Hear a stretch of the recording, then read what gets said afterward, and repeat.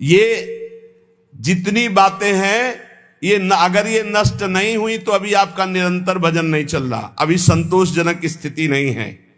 क्या? लज्जा। तिलक लगाएंगे, कंठी बांधेंगे, लोग क्या कहेंगे? शर्म करने की ये बात है। लोग यही तो कहेंगे कि बड़ा भगवान का भगत बनता है। ये कोई बुरी बात थोड़ी, ये तो मेरा सम्मान है।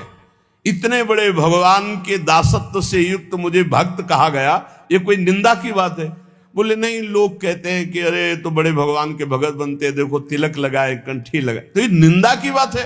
कितनी बुद्धि खराब है तुम्हारी। अगर आप तिलक लगाए हैं, कंठी बांधे हैं, तो ये कोई निंदा की बात है? अरे तो सौभाग्य का विषय है। अगर प्राणों पे भी आ जाए तो कंठी तिलक बंधा हुआ हमें भगवान की प्राप्ति होगी। कंठी तिलक अगर हमारे गले में बंधा हुआ तो हमें चिंता नहीं करनी। हमें अपने, यही तो बात रह गई है, जरा से चंद रुपए के लिए हम कंठी तोड़ के फेंक देंगे, क्योंकि वो ऑफिस में नहीं जाने देंगे। हे परमात्मा की ऑफिस में जाने के लिए हम तैयारी की, क्यों नहीं जाने? सोने की जंजीर पहनने के लिए रोक है क्या? तो तुलसी की कंठी पहनने के लिए क्यों रोक है?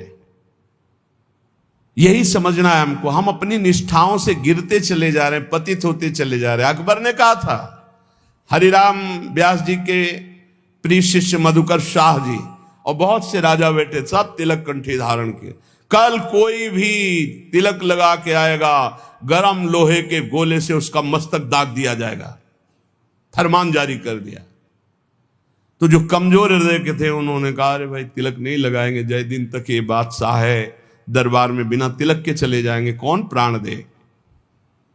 कोई बहुत जो भावुक थे उन्होंने कहा भाई हम सूखी रज लगा लेंगे, दिखाई नहीं देगा, तो बात भी बन जाएगी कि गुरु आज्ञा का भी पूर्ति हो जाएगी और बादशाह का भी फरमान जो है उससे बच जाएंगे हम।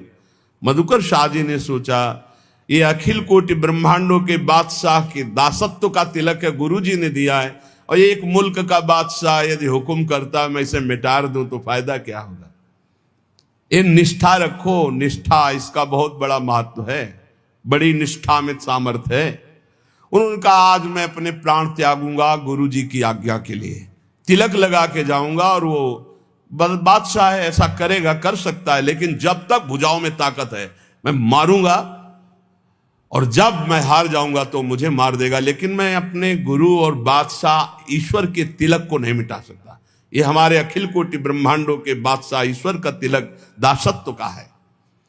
वैसे तो अंगरखी पहन के जाते थे, अंगरखी उतार करके खुला छाती, 12 तिलक बड़े बड़े, लंबी तलवार खींच कर गए।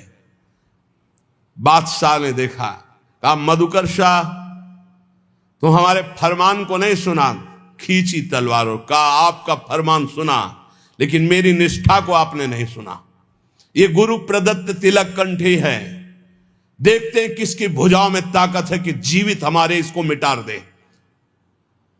तुरंत पलट गया अकबर, तुरंत कहा वाह वाह वाह वाह मधुकर साहब वाह, सच्चे तिलक तो तुम ही हो। बोलो मैं प्रसन्न हूं, क्या करूं? बोले ब्रजमंडल में किसी भी तरह का शिकार और हिंसा और किसी के ऊपर कंठी तिलक बांधने का कोई भी विरोध न किया जाए, तत्काल पाए सिंह के समान।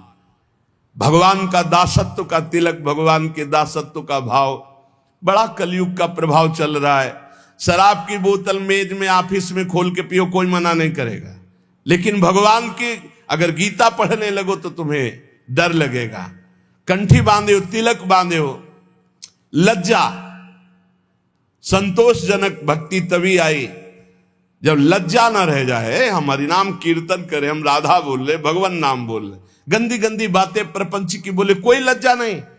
भगवान की बात बोलने में लज्जा लगेगी। कैसे कैसे लोग हैं, चाहे जैसे तुम जो कुछ पहन के जाओ, चाहे जैसे आप सज धज के जाओ, कोई नहीं बोलेगा, लेकिन तिलक लगा लेंगे तो लज्जा लगेगी, कंठी बांधेंगे लज्जा लगेगी, माला जप करने के लिए अगर हम काउंटर लिए तो लज्जा लगेगी। यही भगवान की विचित्र माया है जो हमारी दुर्गति कराती है। इसलिए पहला है लज्जा।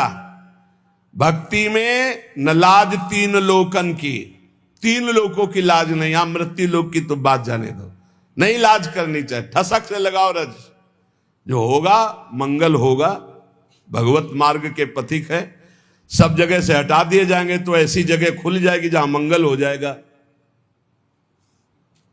कानपुर जिले में नरवल है, बहुत गरीब ब्राह्मण थे, अपनी निष्ठा से रहते थे, प्रसिद्ध थे वो निष्ठा से।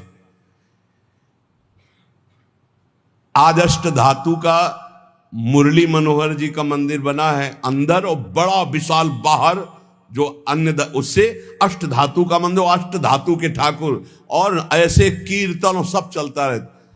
उन्हीं के घर में खुदाई में न जाने कहां से कितना धन निकला, सब वैभव ही वैभव। जैसे पीली मिट्टी ऐसे सोने की खाने हैं इस पृथ्वी पे, सोने की, चांदी की, रत्नों की, हीरा जवाहरात की। उसके भरोसे रहो, धनी हो जाना कोई बड़ी बात है क्या? जब सब रास्ते बंद हो जाते तो एक रास्ता खुला होता है परम धनी का, पर वो रास्ता पता नहीं होता, इसलिए सब परेशान होते हैं। अगर उस महाधनी का रास्ता मिल जाए तो तुम निहाल हो जाओगे, निहाल हो जाओगे। बड़ी अलौकिक उसकी, बड़ी अलौकिक उसकी रीति है देने की, बड़ी अलौकिक रीति है। उसे गांव में कहते हैं, गांव की भाषा में, कि देता है तो छप्पर फाड़ के देता है। कहते हैं ना कि जब ऊपर वाला देता है तो छप्पर फाड़ के देता है, ऐसा ही कुछ देता है, पक्का समझ लो। लज्जा मत करो कि हमारी ये अगर ये तिलक कंठी और ये सब, और अगर हम ये लगाएंगे तो फिर क्या होगा। वो बादशाह देख रहा है अनंत ब्रह्मांडों का। अरे इतना तो कितना सुंदर लगता है जब भगवान का तिलक लगा करके कोई नाम जप करते हुए दिखाई दे, लगता है इसकी चरण रज माथे पे रख ले, वो पावन दिखाई देता है। भगवान का तिलक नहीं है, दुनिया के और भव बनवाए घूम रहे हो, तो इससे कोई सुंदरता है क्या तुम्हारी? इससे सुंदरता नहीं। दुनिया के चाहे जितने भी श्रृंगार कर लो, जब तक तुम्हारा ब्रह्मचर्य ठीक नहीं, चरित्र ठीक नहीं, भजन ठीक नहीं, तो तुम्हारे चेहरे पे आकर्षण नहीं होगा, पक्का।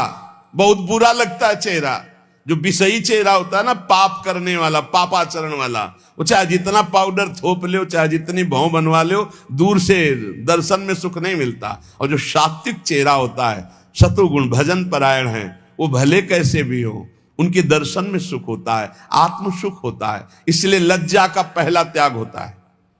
दूसरा, घृणा।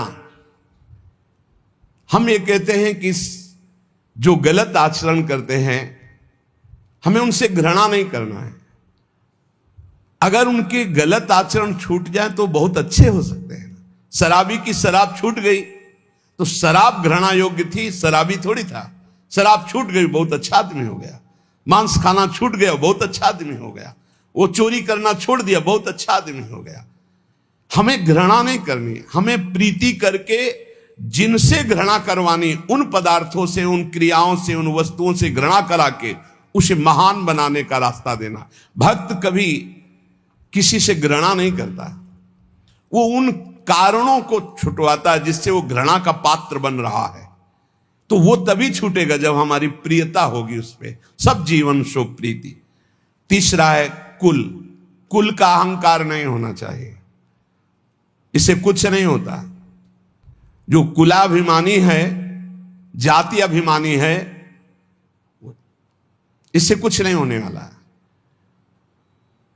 ये संस्कृति आवागमन का हेतु ही है, जाति अभिमान है, कुल अभिमान है। अपने धर्म का पालन करो, अभिमान मत करो। सबके समान पांच भौतिक शरीर हैं, सब में समान भगवान का अंश विराजमान है, अलग अलग सेवाएं, अलग अलग व्यवहार है, लेकिन आप घृणा मत करो, आप अभिमान मत करो अपने ऊपर। जाति पाति कुल कल्म धर्म व्रत संस्कृति हेतु अविद्यानाशी। सेवक जी महाराज कह रहे सेवक वाणी में, यह अज्ञान है, यह अविद्या है। यदि जाति